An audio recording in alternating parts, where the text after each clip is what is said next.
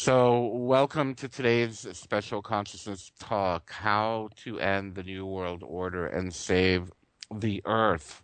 That's a very big statement, and it is a very big promise to keep to share with you in the next couple hours. But my intention in today's talk is to cover some of the greater points, some of the, I don't want to say the more obvious, but let us say the ones that are already floated to the top and in our face, those of us who are concerned with changing the planet, those of us who are expanding our consciousness and taking steps to do that, those of us who are involved in activism and sharing the truth, whether it be in alternative media or just educating ourselves.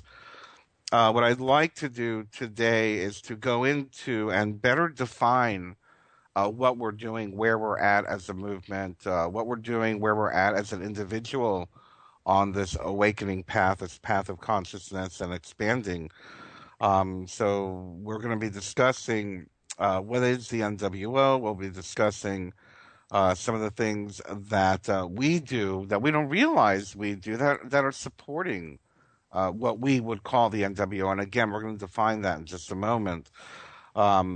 How our relationship is with this entity that we call the NWO, as well as where our responsibility lies in all of this, how we can create change in our lives, how can we create change in the world around us, and by doing so, by the end of this talk, I am hoping, and I'm pretty sure you'll agree that I will have given us enough material and information where if we were to put all of these steps that I'm going to present to you over the next couple hours into motion, if everyone around the planet put these steps into motion, we would be rid of what we call the NWO, the New World Order, and we would be on the path to saving the Earth and to saving humanity.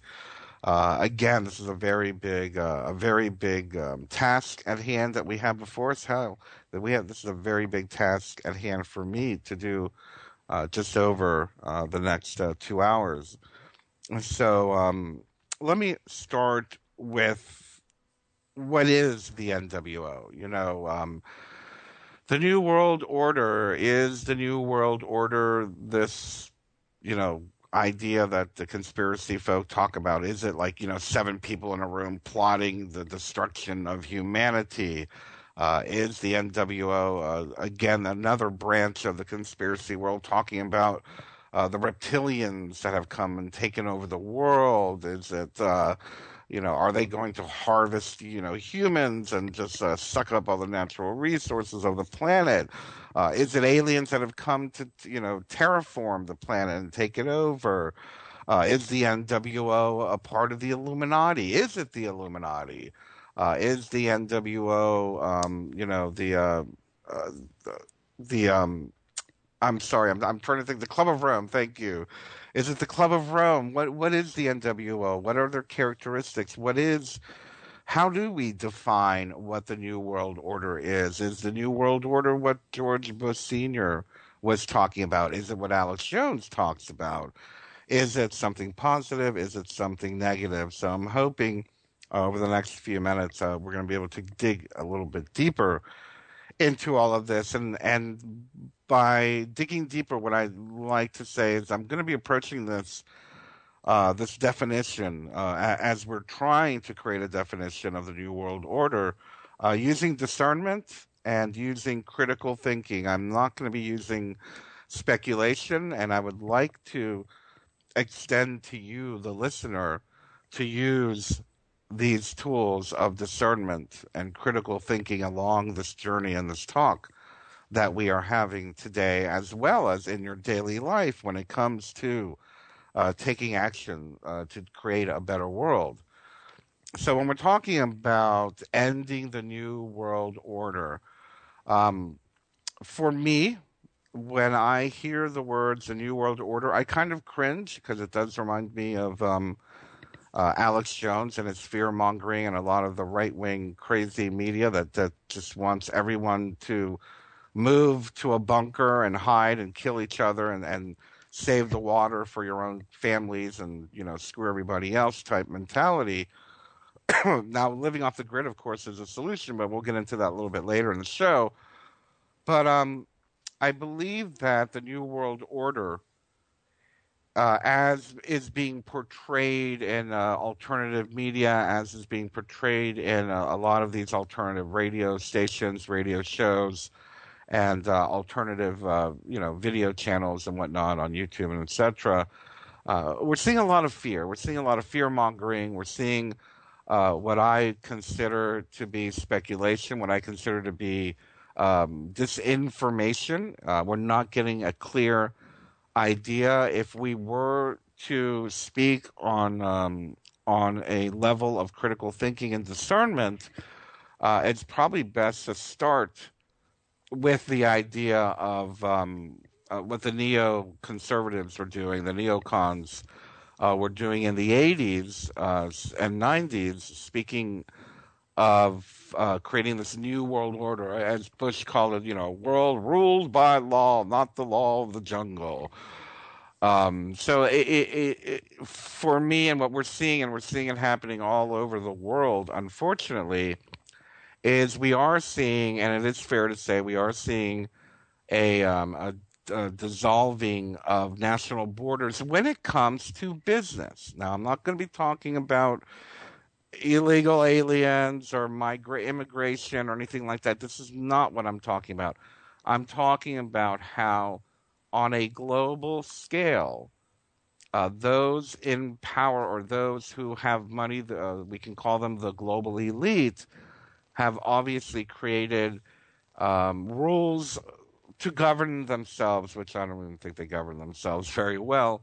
But apparently, the rule of law doesn't apply to them, and what I mean by that, a very good example is we're seeing it right now with the Trans-Pacific Partnership. We see it all the time, and just let me jump into the Trans-Pacific Partnership for just a moment. Where yes, let's say in Asia, they are going to have to change their own sovereign laws in order to accommodate the Trans-Pacific Partnership. Let's say they're used to having a certain quality of, I don't know, ginseng. Well, according to the Trans-Pacific Partnership, ginseng only has to be like this, so therefore you have to take this quality of ginseng and be gone with your sovereign law in order to, facilitate trade on a global scale. And this is what we're seeing all over the world. We're seeing this everywhere, not only in Asia. We're seeing it not only in the Trans-Pacific Partnership. We see it with Codex Alimentarius, if those of you who know anything about that, on homogenizing the standard of nutrition when it comes to food and supplements. We're seeing it with trade. We're seeing it with currency. So what's obviously happening is that this quote unquote new world order, and I think I would like to start calling it something else, and the same thing goes with that term, the Illuminati.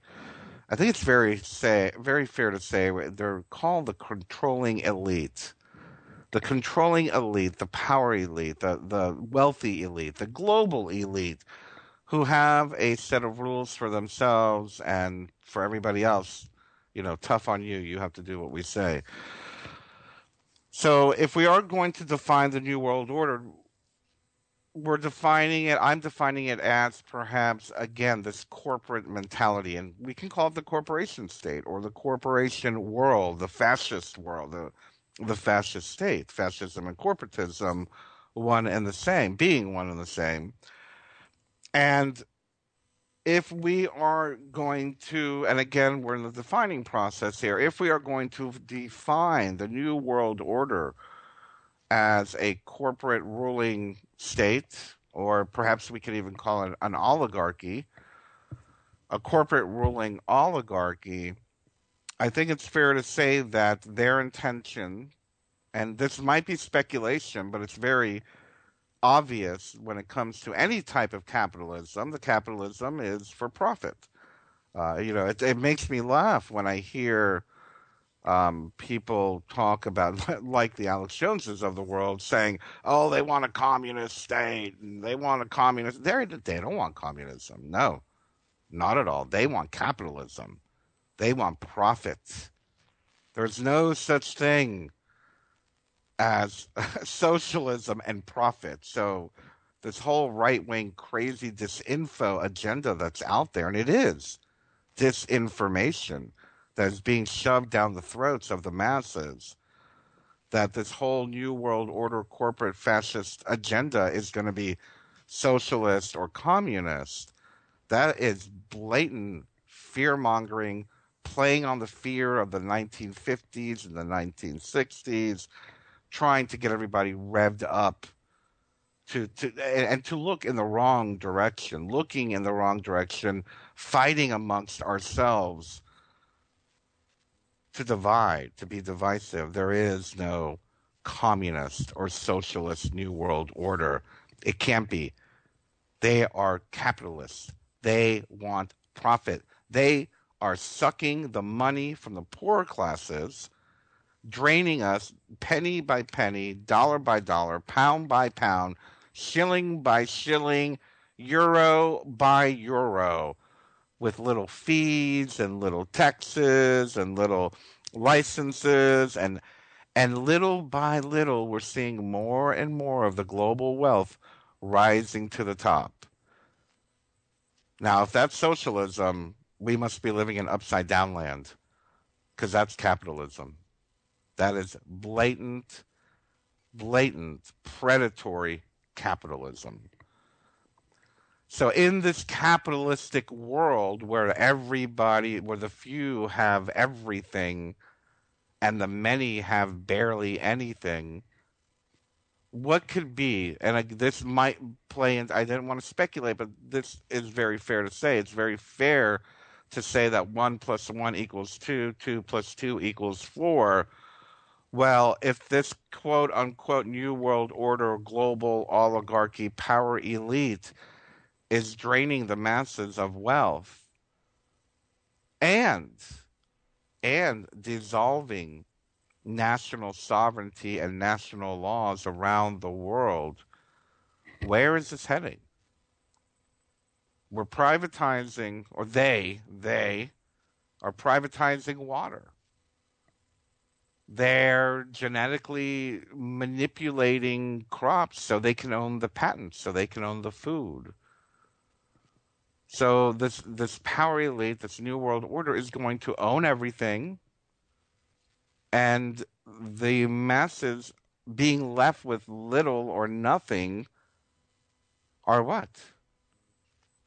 Are they going to die? I don't think they're going to die. Yeah, people die every day. Don't get me wrong. Poverty, famine. I mean, it's been a very sad part of our human history that this has been going on since the beginning of human history, sadly.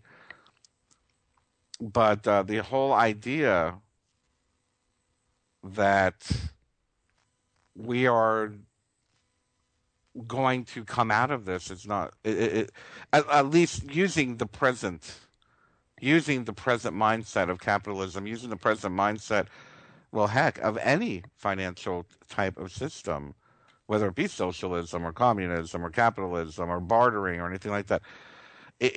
Putting the idea of mine and yours is not going to get us out of this mess. What's mine is mine. I worked for this. It's mine.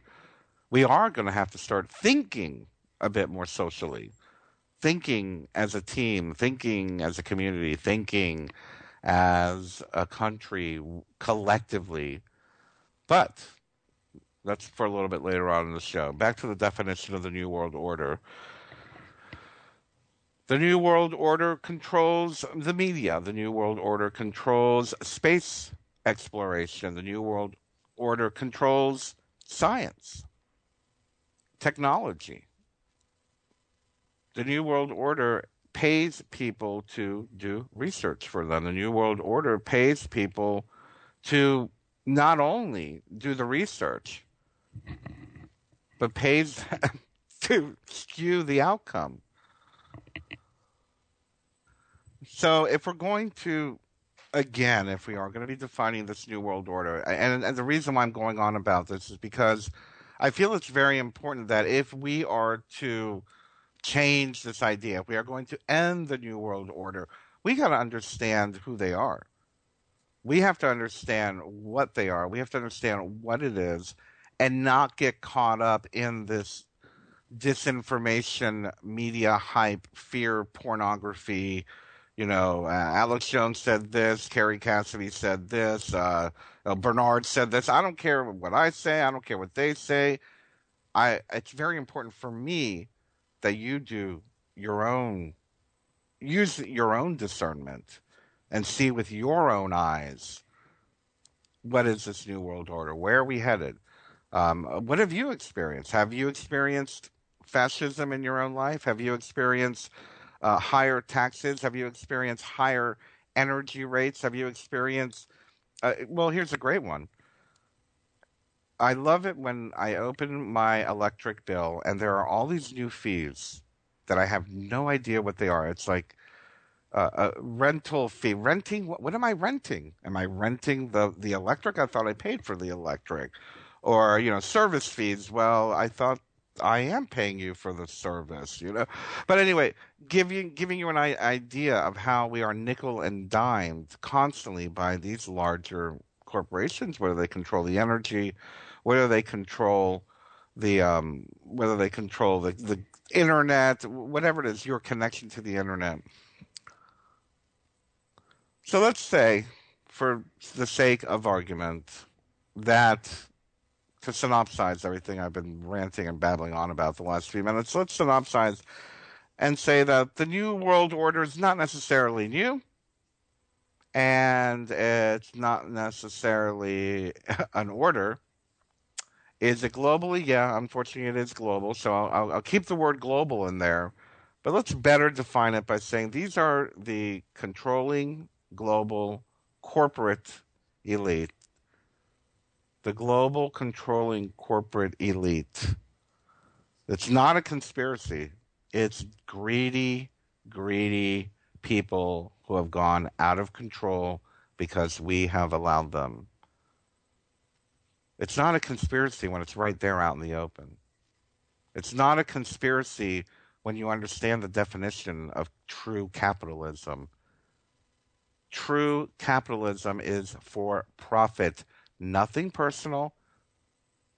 Do you remember? Has anyone ever said to you, "I don't take it personally, man. It's only business." That is the most offensive thing anyone could say to me right now. Oh no, it's only business. What do you mean it's only business? But that is the mentality of the capitalist. I'm not against capitalism. I'm against predatory capitalism, and that's what these people are. They are predatory capitalist psychopaths. And what does capitalism, psychopath, predatory capitalists do? They will swindle you out of every penny, out of every resource until you have nothing. And then when you have nothing, they will lend you the money. And then when they lend you the money, they will add interest. And when you don't have the money to do that, they will make you an indentured servant, which is what half of the world is today, living on credit. So it's not a conspiracy, and it's not a new world order. These are global, greedy, corporate capitalists that somehow we've allowed to come into power. Now, let's move in to the next part of today's talk. Let's begin to, now that we have a better understanding of what we call the New World Order, to define these actions that they're taking. What makes them the New World Order? And I mentioned a few examples during the last segment, but let's go a little bit deeper and explore some of the actions of those that we call the New World Order. And let's begin on a global level and work our way down to our basic community level, how the tentacles reach from a central point and influence everything down to the local scale, whether it be in our local community and even within our homes.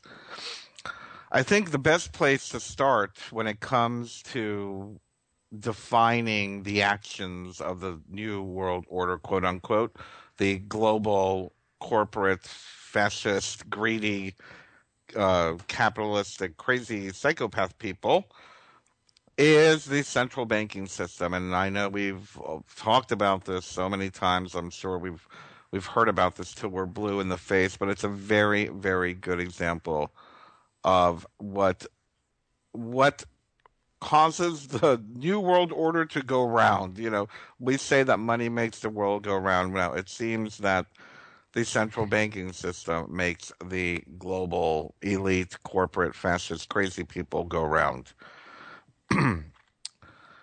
The central banking system seems to be, and again, I'm not a financial person. I don't know much about banking. I'm not even good with money. But it's very fair to say, and we have seen this through example over and over and over again, that that do not subscribe or allow the central banking system into their country, do not participate with the International Monetary Fund or any type of international banking, that they are the ones that are singled out to be conquered, to become a part of empire, to become a colony.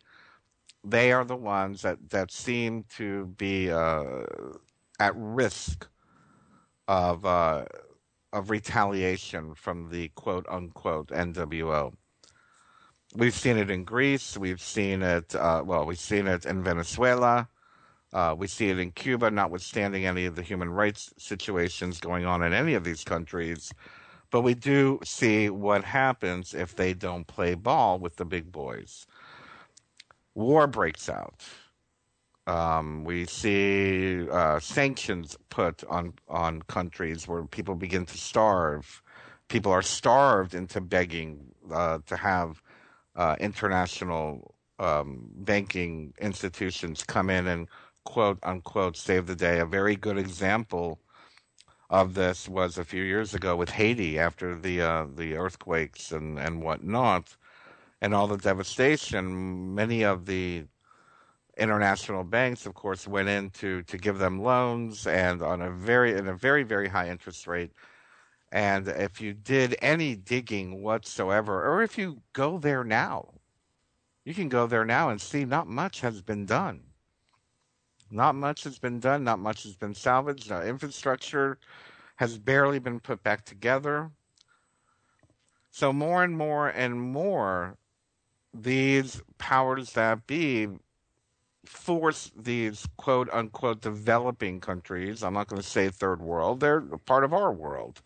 They're developing countries that may not have the infrastructure and or the community systems put in place that might offer a more comfortable way of living, but they come in, offer them money, leave them in a state of debt, and nothing really seems to change. So the international banking system is a very, very good place to start when we're seeing the characteristics of this. We see it with crops. We see it with food.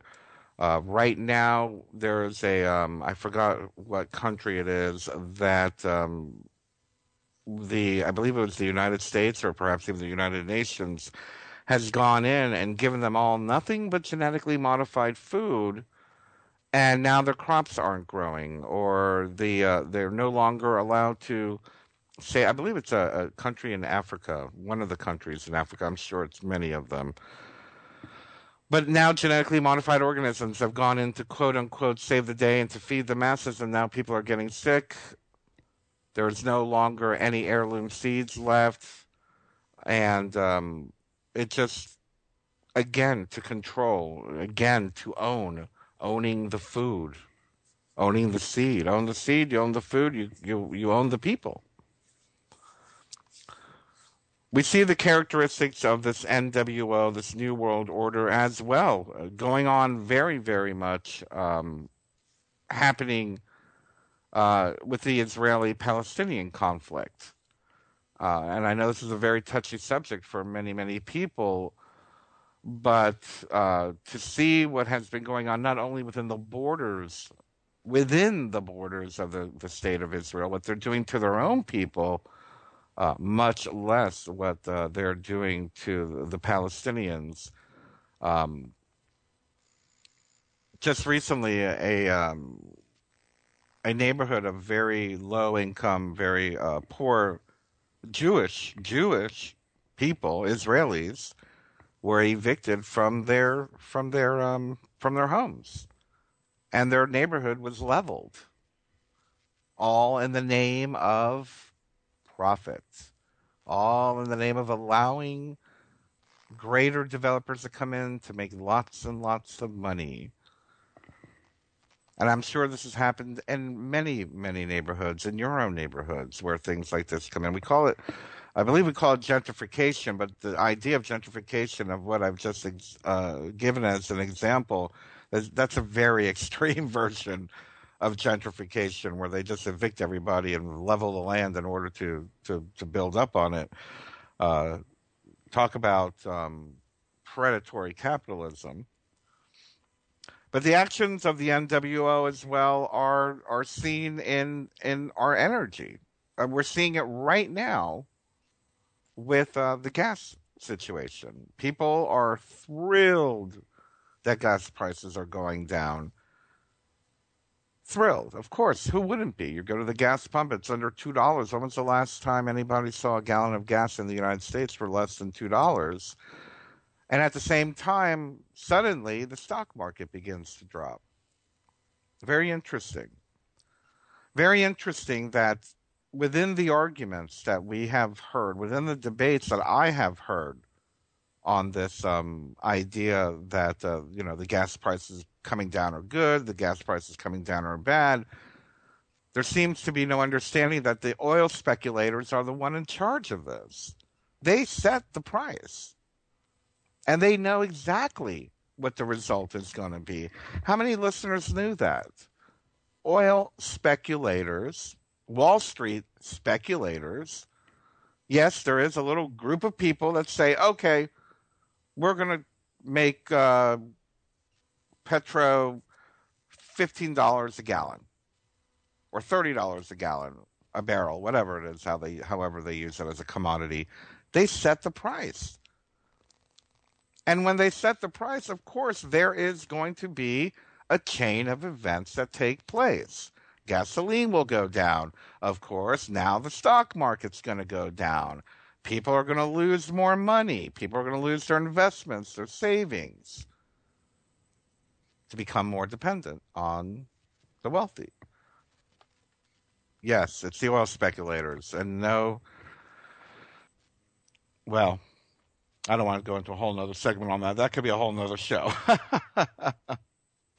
Again, defining the actions of the NWO. War as war as profit. Again, going back to Israel, going back to Syria, we're seeing now, and there are reports now of Lockheed Martin. I believe it's Lockheed Martin that's going into Syria and setting up their oil drills. Again, it's now been shown that there is oil under Palestine. So what do they want? They want profit. They want to control profit. They want to control energy. We're seeing this all over the world. Every war, at least in my lifetime, and let's say, I guess that would be from Vietnam forward, has not necessarily been a war of freedom to the United States, and actually many of them probably aren't. Wars are waged for profit. Wars are not about terrorism. Wars are not about freedom or protecting our borders. Wars are about profit. Wars are about making Dick Cheney more money. Wars are about making the Bush family more money. Wars are about making the wealthy global elite more money. And somewhere along the line, you will always find it all comes back to profit. Whether it is by developing more war toys, contracts, building infrastructure, Most of the time, building infrastructure means developing oil reserves or oil drills, putting in new oil drills. Yeah, I love the way that means developing infrastructure. And again, what are other characteristics of the NWO? We're seeing it here in the United States. We see it here in the United States where now free speech has what we call free speech zones. What's that all about? You can protest, but you have to protest about a half a mile away in this little box. We see it in the militarization of the police force, your local police force. Here I am in a little town. Well, it's not a little town, it's a little city in Roanoke, Virginia. Beautiful place, beautiful mountain paradise. I love it. It's gorgeous. It's beautiful. Why the heck do my police force need a Hummer? Why do they need a tank or an armored vehicle? I don't get it. There's only 100,000 people here. Why do they need armored vehicles? And it's being given away. It's being given to these local police forces, given to them as gifts by the powers that be, the global elite, to control the masses. We saw it a couple years ago in Boston, or the area surrounding Boston, where they put the entire town on lockdown and did house-to-house searches for a teenager they accused of planning a bomb in that marathon. So what do? They locked down the whole town, and people allowed them in their homes. Talk about testing our patience. Talk about testing the Constitution. Talk about testing how far people will allow them to go.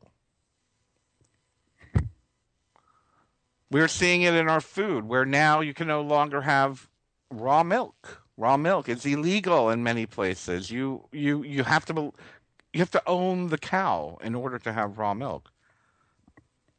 Raw milk cannot be sold. Food cannot be sold. It is illegal to purchase raw milk in most places. They're controlling the food. We're seeing it here in the poisoning of our food, all of our food. When was the last time you picked up a label of anything that you've ever bought and understood every ingredient that was in there, that knew what the ingredient was? I mean, granted, yes, I'm sure many of you are strictly organic, or yes, good for you. That's wonderful. If you can afford to be organic, if you can afford to eat healthy. But the sad reality is that most people can't pronounce half of the ingredients in their food. The reality of it is that we don't even know what those ingredients are. Sodium monocetyl acetate, whatever, I'm making it up. What the heck is that? Do you know what you're eating? Do you know what you're eating? We don't even know what we're eating anymore. Again, a characteristic of the NWO, allowing companies to produce this food en masse for profit. We see it with the Environmental Protection Agency being bought out by corporations.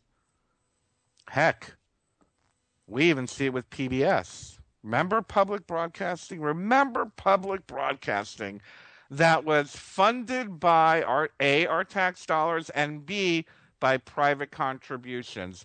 Guess what? Not anymore. Not anymore. PBS is now funded by BP and the Carnegie people and the Rothschilds and the Ford Foundation. It's all corporate now. It's all corporate. These are the actions of the New World Order. These are the actions of the controlling global capitalistic psychopathic elite. These are the characteristics. This is their behavior. Now, here comes the hard part. And we're not going to have much time because I've gone on a little bit long on this one, but I want to move on a little bit and talk to you a little bit about defining our relationship with the New World Order. How complicit are we? How complicit are we? Our relationship, let's just start with the regular average Joe and Jane. The regular average Joe and Jane get up every morning to go to work, right? Get up every morning, you turn on the light, electricity. The electricity that comes from the power company that gets its electricity from oil, from nuclear, from coal, etc., etc. So turn on the light. This is to brush your teeth. And what are you brushing your teeth with? Fluoridated water with fluoridated toothpaste. And we've barely gotten out of bed. Here we are, 3 things already that I would want to change. 3 things already: the power company, the fluoridated water, and the fluoridated toothpaste. And we haven't even had our cup of coffee yet, if those of you drink coffee after you brush your teeth. But go through the steps, go through the motions. Here we go. Cup of coffee. Where does the coffee come from? Is a cup of coffee coming from Guatemala, where they're being sprayed to death by Roundup, where the people who are picking the coffee grinds are also being sprayed as they're picking? Bet you didn't know that was a fact. They don't tell them to leave the fields when they're fumigating. They don't. Many of these coffee pickers are being sprayed with poison to pick your coffee bean. Bet you didn't even know that. So we barely got to the coffee, so we pour the cup of coffee. Then we get to the cream, the half and half. Where does the half and half come from? Well, the half and half comes from a cow that's being factory farmed and set up with all these suckers put on its udders and being fed with hormones and antibiotics and stuffed in a little cell, basically, a little cage, just to give you your morning half and half. And I'm guilty too. Don't get me wrong. I'm just trying to create the awareness, our behavior. How complicit are we when it comes to all of this? How complicit are we? So Joe and Jane get up, they turn on the electric, they brush their teeth with fluoridated water and fluoridated toothpaste. They get their coffee from the coffee grounds that were picked by these people that were sprayed with Roundup, and put a little bit of cream in there from the cow that was locked in a cage that was given hormones and antibiotics. Oh, but now we need sugar. Oh, sugar. Or worse, aspartame. Worse, saccharin. Sweetener. Fake honey. Read the label of your honey, honey. Read the label of your honey, because most of it's not honey. Sweetener. You're putting in the sweetener. Where does the sugar come from? You go to Florida, most sugar, a lot of the sugar comes from Florida. And let me tell you something. There is a big stink going on down there about the sugar growers and how these poor people are being treated.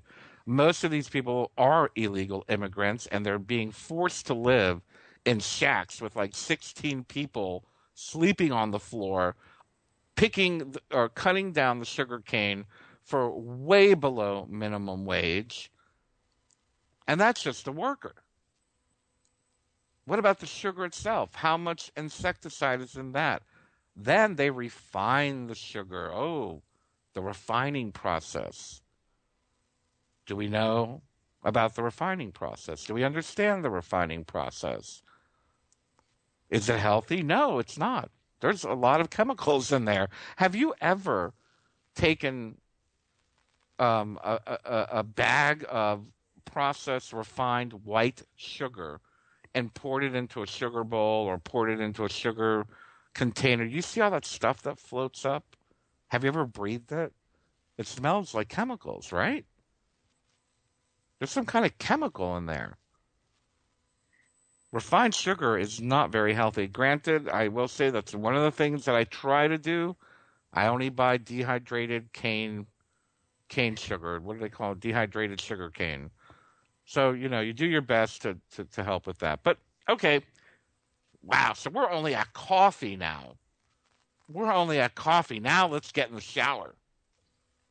Now let's get in the shower and turn on the hot water. I don't know where you get your heat from. That's a whole nother energy situation, and whether it's a boiler, whether it's a hot water heater, whether it's gas, whether it's natural gas, whether it's electric, whatever. You got your hot water. Then the water itself, fluoridated, going into your pores. Isn't that lovely? Let's make the water really hot, open our pores, and let more fluoride get sucked into our body because we haven't had enough fluoride yet. Oh, and did I mention the water and the coffee that was probably fluoridated as well coming out of your tap? The reality of it is that if we are going to quote unquote end the New World Order and save the earth, we have got to be very honest of our actions and be very honest of our behavior. So if you can bear with me, I'm going to continue a little bit about what we are doing to be compliant, what we are doing to be complicit, and then after that, we will move on to creating and sharing some tools, some solutions, and some ways that we can actually get this done. But the reality of it is, until we get a grasp of how far the tentacles go and how much we are complicit in allowing this to exist within our day-to-day life, moment to moment, we are not going to see the ginormousness. Yes, I'm making up a word, ginormousness of the situation and the work that we have ahead of us. But we can do it. I know we can do it. So without further ado, let me pick up where I left off. And I was talking about Joe and Jane getting up to go to work. And let's see, where did we leave off? We were in the shower, getting all that nice fluoridated water, that hot shower with the hot fluoridated water going into our bodies. Oh, and then let's pick up the soap or the body wash. Well, let's see, what are you using? You're using Dove, or you're using Axe Men's body wash, or you're using Irish Spring, or whatever it is that you're using. Is that corporation fair trade? Is that corporation using organic? Can you pronounce every ingredient in your body wash, your soap, your shampoo, your conditioner, whatever it is that you're using in that shower or bath, whatever it is, whether you take a bath or a shower? And I hope you do at least one of those, joking. So here we are, we're in the shower. Well, let's get out of the shower. Now let's get back to the sink. Let's shave if you're a man, or let's shave your legs if you're a woman, if that's what you do. Where does the razor come from? Where does the shaving lotion come from? Oh, well, now we got to go to the bathroom. Oh, toilet paper. Where does the toilet paper come from? You see where I'm going here, and we haven't even gotten out the door yet. Let's go out the door. Well, get in that car. We all need a car. God knows we all need a car. I don't, but most people do. They need a car. So they got a car. You got to pump it with gas. Where does the gas come from? What is creating the situations around the world? What creates war? What did we determine is the number one reason for war? Oil. But we have to get in that car that eats up the gas. We have to. We can't use public transportation. We can't use a bicycle. We can't use a little scooter. We have to have a car. Get in the car. We're driving to work. Where do we go? Oh, wait, one more cup of coffee. Wait a second. Got to have that one last cup of coffee. Let's go through the drive-thru at Starbucks. Let's go through the drive-thru at Burger King. Let's go through the drive-thru at McDonald's. And then we get to work, and who are we working for? Who do we work for? Are we working for a company that is a part of the solution, or are we working for a company that's a part of the problem? We're supporting the system through our jobs. We support the system through our job. Isn't that a very scary way of looking at it? But the reality of it is it's true. You work for an insurance company, you're a part of the problem. You work for McDonald's, you're a part of the problem. Unless you're working for, I don't know. I like the people Triva works for. Triva is working for this organic, lovely, you know, somewhat upscale, farmer friendly food place. That's great. That's someone you want to work for. Hell, I'd even say go work for Chipotle. Chipotle's pure non-GMO, or they're trying to be non-GMO. That's a great thing. Go work for Chipotle. But the reality of it is most of us are working for the problem. How complicit are we? Do we have the audacity? Do we have the courage? Are we fearless enough to say and to really look at our day-to-day actions and take responsibility for the perpetuation of what we call the New World Order?